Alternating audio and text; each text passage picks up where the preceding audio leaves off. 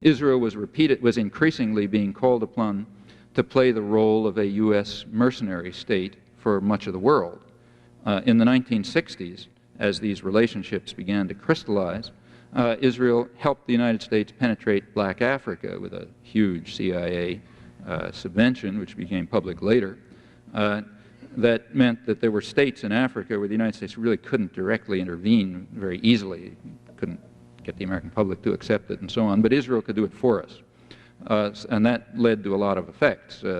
Mobutu, the general of Zaire, was basically, he was installed really by U.S. subversion, but then he was maintained by Israeli power. They trained his guard, they armed him, and so on.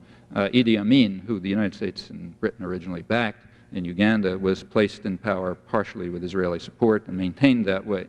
And the same was true across the region. You recall that the United States was then supporting secretly the racist white states, Rhodesia and South Africa. Couldn't do it publicly. Now, there was a United Nations embargo against sending oil to Rhodesia, but the United States was able to get around it by having Israel send the oil to Rhodesia, as the Department of Commerce later conceded. And in general, the establishment of pro-U.S., often very brutal military states in Africa proceeded with Israeli help. They were the mercenaries who carried it out. By the 1970s, these roles extended to Asia and particularly Latin America. Throughout Latin America in the late 60s and the early 70s, there was a kind of a plague of national security regimes, Nazi-style state military dictatorships installed with U.S. aid and support, first in Brazil and Uruguay and then Chile when the government was overthrown, and Argentina and so on. It was difficult for the United States to support them directly because of congressional human rights legislation and other things, but Israel could do it for us. So Israel established the relations with the neo-Nazi generals in Argentina and with the Pinochet government in Chile, and sent them the arms and gave them the training and sent people to lecture at the War College and so on and so forth. They established the relations, and the United States, that's serving the United States. In the late 70s, these relationships extended. In the late 70s, and they extended to Central America, where massive repression was beginning. In Guatemala, there was real mass murder beginning in the late 70s.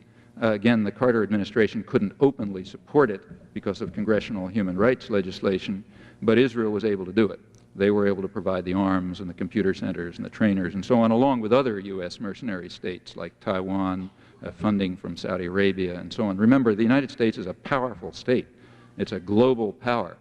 Other countries hire terrorists. The United States hires mercenary states as terrorists. That's a new dimension in international terrorism. Nobody else even comes close. This network, bits and pieces of which were exposed in the Iran-Contra hearings, if you bothered to read closely, but that's what it's really about.